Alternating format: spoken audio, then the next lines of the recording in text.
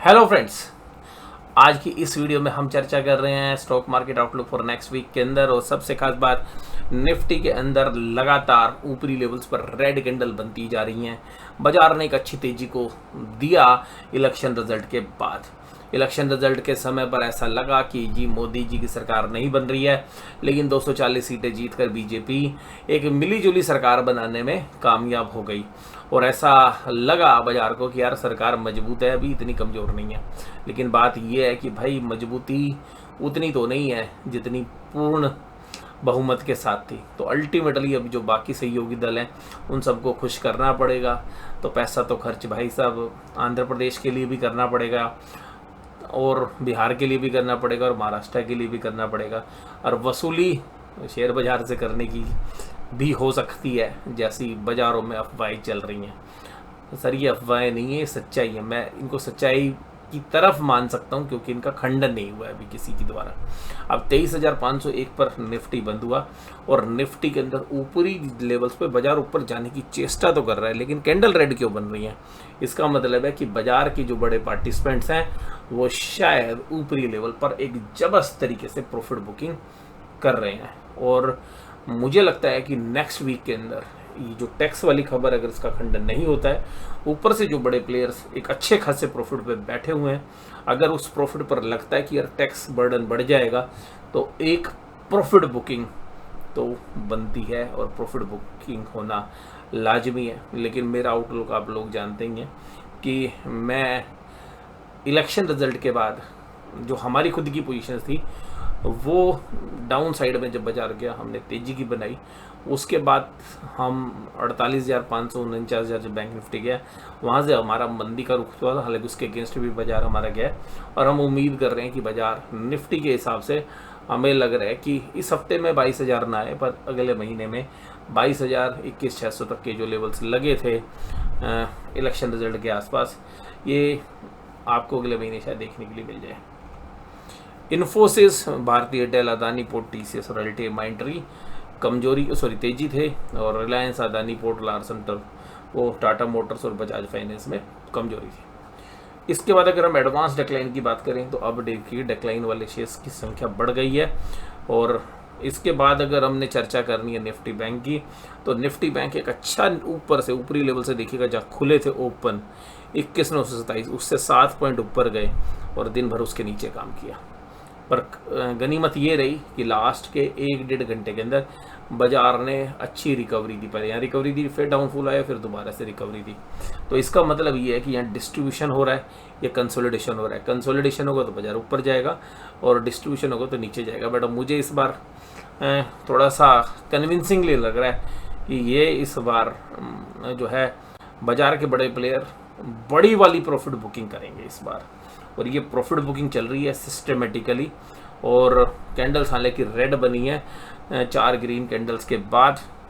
और अगर यहाँ पे 1-2 कैंडल और बनती हैं या नीचे की कैंडल बननी शुरू हो जाती हैं, तो हमें लगता है कि 50,000 के दायरे भी इसी हफ्ते के अंदर भी आ सकते हैं। और बोल्ड कॉल है एक, थोड़ा सा आउट ऑफ द वे जाके मैं आपसे बात कर रहा हूँ, बट मुझे लगता है मेरा व्यू भैया अपने तक सीमित नहीं है, ठीक है, मेरे ट्रेड तक भी सीमित है। लेकिन मैं किसी को बाय या सेल रिकमेंडेशन नहीं कर रहा हूँ। मेरी इक्विटी के अंदर भी जो पोर्टफोलियो में इन्वेस्टमेंट है वो अपने पिछले 5-6 साल के लोएस्ट लेवल के ऊपर है, क्योंकि मुझे इन वैल्यूएशंस के ऊपर निफ्टी में फिर भी थोड़ा सा कंफर्टेबल हो सकता हूँ, लेकिन स्मॉल कैप मिड कैप में तो मुझे एक यहाँ से 20% भी अगर बाजार गिर जाए तो भी मुझे वो लेवल्स इंडेक्स लेवल पर कंफर्टेबल नहीं होंगे। तो बाजार कम से कम नहीं ना तो 30% स्मॉल कैप और मिड कैप में अगर करेक्शन आएगी तो कहीं पे जाके बाजार खरीदने वाले भावों के आसपास आ सकता है। अगर एफआईज की बात करें तो एफआईज अब देखिए कि 4 दिन की लगातार खरीदारी के बाद पहले दिन कैश मार्केट में सेल करते हुए नजर आए। हालांकि डीआईज ने पूरी दम के साथ माल खरीदा, लेकिन जिससे मैंने अभी आपको बोला कि अगर इन टैक्स की खबरों के अंदर सच्चाई हुई और मार्केट को यह आभास हो गया कि जी हाँ ऐसा होने वाला है, तो बाजार भाई साहब रिएक्ट करेगा इस हफ्ते, अगर ऐसा हुआ तो। और अगर ये मान लो कि बाजार को सब कुछ पता होता है, अगर बाजार को लगा, बाजार को पता है कि यार ये सब कुछ बाजार में अफवाहें बन के रह जाएंगी और बजट में ऐसा कुछ नहीं होगा, तो बाज़ार करेक्ट तो होगा बट सिग्निफिकेंटली नहीं होगा, बहुत ज़्यादा नहीं होगा।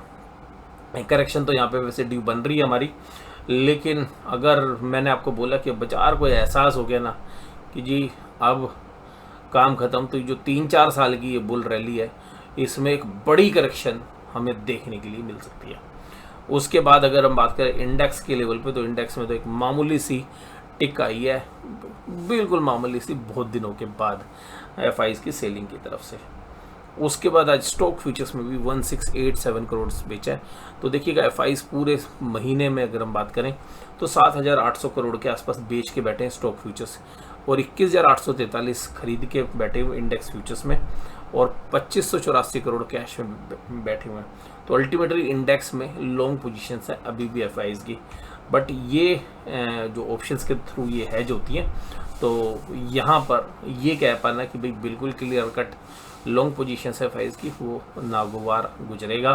तो मुझे लगता है कि जो अभी सेटअप बन रहा है हायर लेवल के ऊपर, एक गोल्डन प्रिंसिपल है भाई, जब बाजार ऊपर हो प्रॉफिट बुक करो, बाजार नीचे हो खरीद के चलो। तो मुझे लग रहा है कि करेक्शन यहाँ पे बनेगी। और पुट कॉल रेशो निफ्टी की न्यूट्रल की तरफ है, बैंक निफ्टी स्लाइटली पॉजिटिव यानी कि ओवरबोट लग रही है हमें। Dow Jones industrial average flat था, ब्रांड कोड $85 पर आ गया है, और ऑप्शन चेन के डेटा के अंदर भी पुट के अंदर एक अनवाइंडिंग देखने के लिए मिली 23,500 के ऊपर, और जबकि कॉल राइटर्स एग्रेसिव होते हुए नजर आए। ये भी एक संकेत मिल रहे हैं कि बाजार अब शायद नई ऊंचाइयों की तरफ बढ़ने में कुछ रुकावट महसूस करेगा। इसके बाद अगर हम बात करें तो निफ्टी बैंक के अंदर भी नियर बाई जितनी भी पुट्स हैं वहाँ पर एक अनवाइंडिंग देखने के लिए मिली, और call writer aggressively call right करते हुए नजर आए। तो यहाँ पर भी हमें ऐसा प्रतीत हो रहा है कि बाजार शायद यहाँ पर टॉप आउट या टॉप बना लिया है बाजार ने, और बाजार में जैसे आपने पिछली वीडियो में बोला था वेटिंग फॉर ट्रेंड रिवर्सल, तो मुझे लग रहा है कि ट्रेंड रिवर्सल के लिए हम वेट कर रहे हैं अभी भी, पर हमें लग रहा है कि ट्रेंड रिवर्सल के जो क्लियर संकेत हैं वो शायद हमें इस हफ्ते मंगलवार दोपहर तक मिल जाए, और मंगलवार दोपहर तक अगर बाजार क्लियर कट डाउन ट्रेंड में शुरू हो जाता है तो ये हफ्ता काफ़ी वीक हम उम्मीद कर सकते हैं। और इसके अलावा आप में से बहुत सारे जो व्यूअर्स हैं वो ये कहते हैं सर आप हमेशा मंदी में बने रहते हो। ऐसा नहीं है भाई, जब तेज़ी का मूड होता है हमारा वो तभी होता है जब हमें वैल्यूएशंस इंडेक्स लेवल पर हमें या तो ओवर सोल्ड दिखता है या हमें थोड़ा सा कंफर्ट होता है। शेयर स्पेसिफिकली देखिए, हमने बहुत बुलिश बातें आपके साथ करी जब अच्छी करेक्शन हुई थी small cap Kotak Mahindra bank में मैं काफ़ी बुलिश था, और वहाँ पर हम बाय करके भी है। उसी तरीके से जब HDFC बैंक में अच्छी करेक्शन हमें देखने के लिए मिली थी 52 वीक लो के आसपास ट्रेड कर रहा था, तब मैं काफ़ी बुलिश हुआ। तो अल्टीमेटली बुलिश हम जब हो रहे हैं तो वैसे शेयर्स में हो रहे हैं जो लार्ज कैप हैं पहली बात, या मिड कैप में भी हैं तो वो कंपनी लोअर वैल्यूएशंस पर ट्रेड कर रही है। जैसे हम नेटको फार्मा में काफ़ी बुलिश थे, और पिछले 4-5-6 महीनों के अंदर हमने 50% की रिटर्न जो है नेटको फार्मा जैसे शेयर्स में ली। तो हालांकि अभी नेटको फार्मा के अंदर हम प्रॉफिट बुकिंग कर रहे हैं, और मुझे लग रहा है कि यहाँ पे एक रेजिस्टेंस आ सकता है। नेटको फार्मा अभी भी वैल्यूएशंस भाई बहुत रीजनेबल वैल्यूएशन पर है, पर देखिएगा 50-60% के रनअप के बाद ऐसा हो सकता है कि जो बड़े एल्गो ट्रेडर्स हैं या जो बड़े ट्रेडर्स हैं वो एक अच्छी खासी प्रॉफिट बुकिंग ये 1200 रुपये के लेवल्स के आसपास कर सकते हैं। और फिर देखिएगा अगर 50% पैसे यार 6 महीने में बन रहा हो तो साल भर की एनुअलाइज रिटर्न तो 100% है।